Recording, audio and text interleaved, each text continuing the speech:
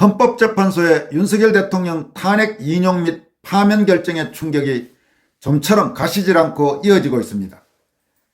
국내외 많은 애국 시민과 애국 동포들이 대한민국의 이 참담한 현실, 특히 소위 법관이라는 자들의 저 무도한 사법 카르텔에 대해 분노와 절망감에 이어 심각한 무력감과 허탈감을 느끼고 있습니다. 솔직히 헌법재판소의 탄핵심판 선고 이후 지금까지 나도 그런 심정입니다. 어느 정도 마음을 추스를 때까지는 한국의 정치 관련 뉴스를 아예 접하지 않겠다는 국민도 적지 않습니다. 이런 가운데 이번 윤 대통령 탄핵에 결정적인 역할을 한 집권여당 국민의힘 내 탄핵 찬성 세력, 소위 탄찬파들에 대한 국민들의 분노가 커지고 있습니다. 국힘 내에서 당 지도부는 공식적으로는 헌법재판소 결정을 무겁게 받아들이며 겸허하게 수용한다고 밝혔습니다.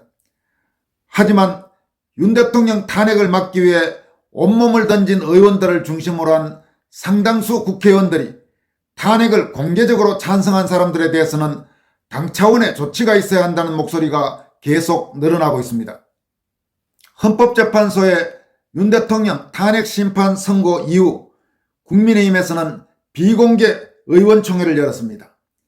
약 3시간 동안 열린 이날 비공개 의원총회에서는 여러 가지 의견이 나왔지만 그 중에서도 특히 당대표를 지낸 김기현 의원과 당 원내대표를 지낸 나경원 의원, 그리고 검사 출신인 정점식 의원 등 중진 의원들을 중심으로 해서 탄핵 찬성파를 향한 규탄의 목소리가 잇따라 터져나왔다고 합니다.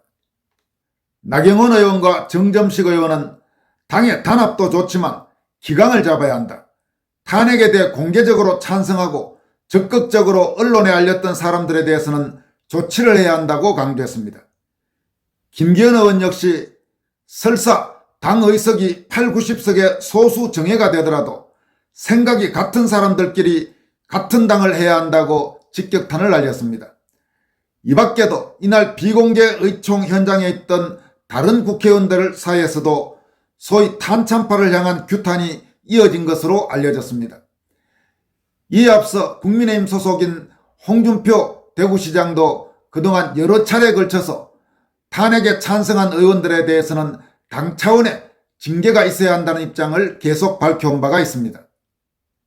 이와 관련해 나경원 의원은 헌재 탄핵 심판 선고 이후 다음과 같은 입장을 밝혔습니다. 참담합니다. 대한민국과 대한민국 국민을 위한 결정인지 묻고 싶습니다. 이재명 민주당 일당 독재 의회 파탄으로 무너지는 적법 절차, 의회 민주주의, 민생과 국익을 제대로 고려하지 못한 판단이라고 생각합니다라면서 헌법재판소의 결정에 정면으로 문제점을 제기했습니다. 나 의원은 이어서 헌재 결정을 되돌릴 수는 없습니다. 그러나 자유민주주의를 지키기 위한 국민의 열망까지 꺾을 수도 없습니다. 무기력한 패배주의 속에 있어서는 안 됩니다. 이제는 비통함을 넘어 비장한 각오를 다질 때입니다. 이재명 민주당의 독재가 입법권을 넘어 행정권까지 장악한다면 대통령의 거부권마저 무력화되고 그들이 밀어붙이는 악법들이 거침없이 현실이 되는 대한민국, 그것이 우리가 원하는 미래는 아닐 것입니다라고 강조했습니다. 나경원 의원은 마지막으로 대한민국의 미래를 위한 엄중한 책임감으로 우리 모두 무장해야 합니다라면서 특히 우선 우리 당의 기강을 바로잡고 하나로 나아가야 합니다라고 역설했습니다.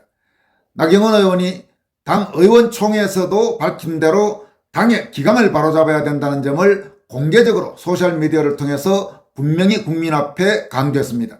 당의 기강을 바로잡아야 한다는 말은 그동안 계속 당 내부에서 분탕질을 치고 그리고 탄핵 찬성을 주장한 그런 자들에 대해서는 당 차원에서 엄중한 징계가 있어야 한다는 점을 강조한 것으로 그렇게 분석됩니다.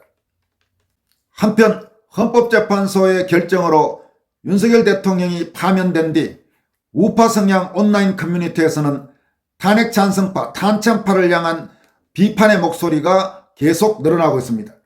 특히 이번 탄핵에 직접적인 영향을 미쳤던 전 대표 한동훈과 이른바 친한계에 대한 규탄이 주를 이루었습니다.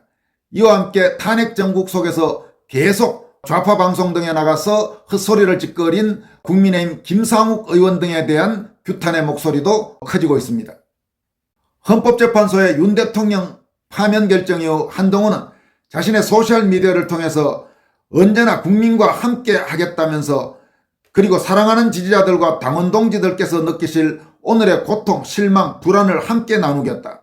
고통스럽더라도 우리가 가야 할 길은 자유민주주의고 공동체에 대한 책임감이다. 끝이 아니다. 함께 고통을 나누고 함께 극복하자.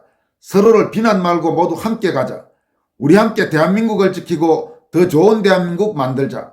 우리 할 수 있다. 이런 입장을 밝혔습니다. 한동훈의 이 같은 입장 발표에 대해서 김향훈 변호사는 이 시방새 깝죽거리는 거 봐. 같이 한패가 되어서 집단 린치해놓고 위로하는 척하네라고 통렬히 질타했습니다.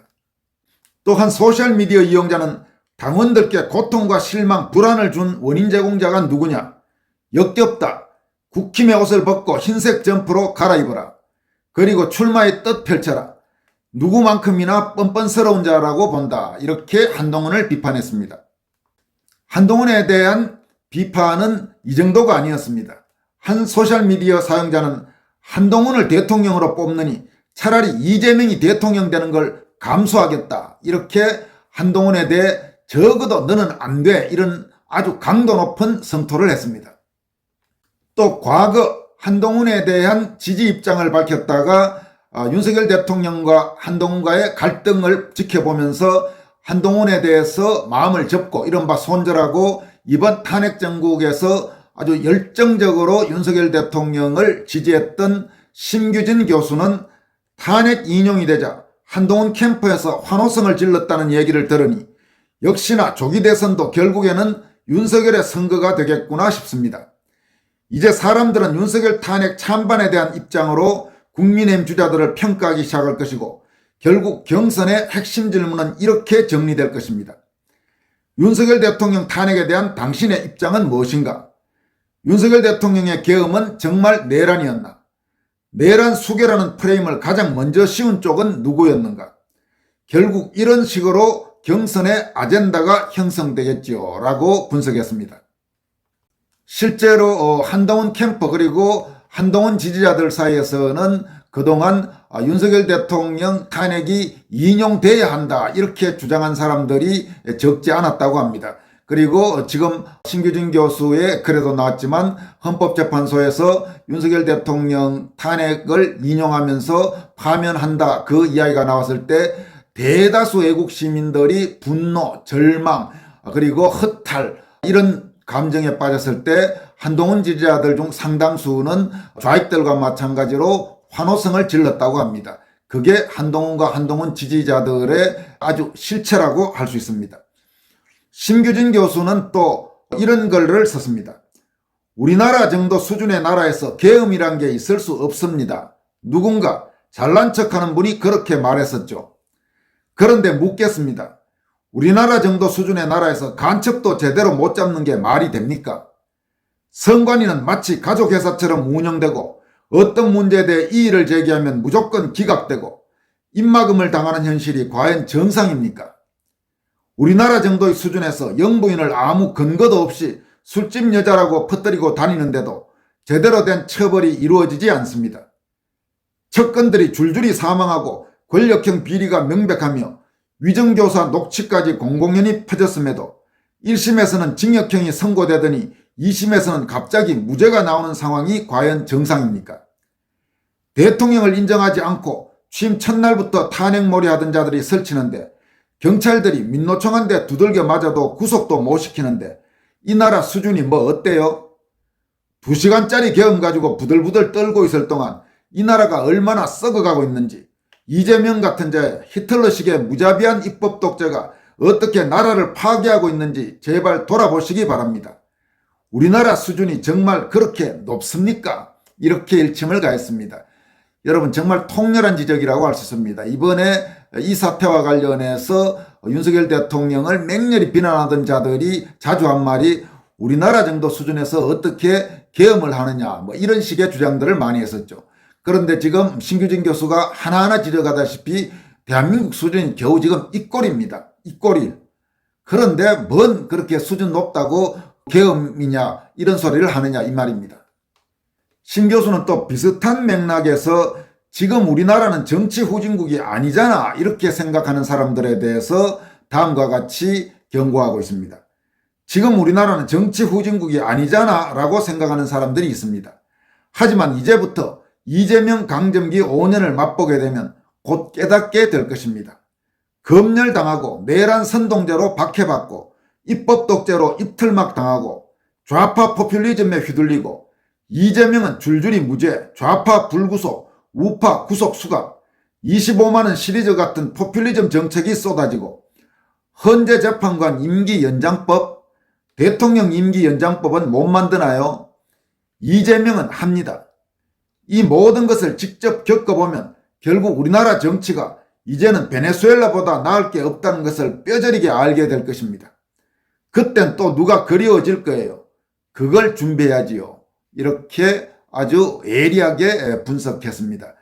여러분, 문재인 5년 거치면서 우리가 어떤 세상을 살았습니까? 그리고 그 문재인 5년 동안 대한민국이 얼마나 빠른 속도로 추락했습니까? 다시 이재명 5년을 경험하게 되면 아마 대한민국은 지금 우리가 아는 대한민국이 아닐 겁니다. 윤석열 대통령 탄핵해야 된다고 목소리를 높였던 사람들, 특히 좌파 세력도 아니라고 하면서 무슨 보수의 품격 운운하면서 윤석열을 쫓아내야 된다고 길길이 날뛰었던 자들, 나중에 당신들이 과연 어떤 입장을 표명하는지 우리 국민들은 분명히 지켜볼 것입니다. 지금까지 권순할TV였습니다.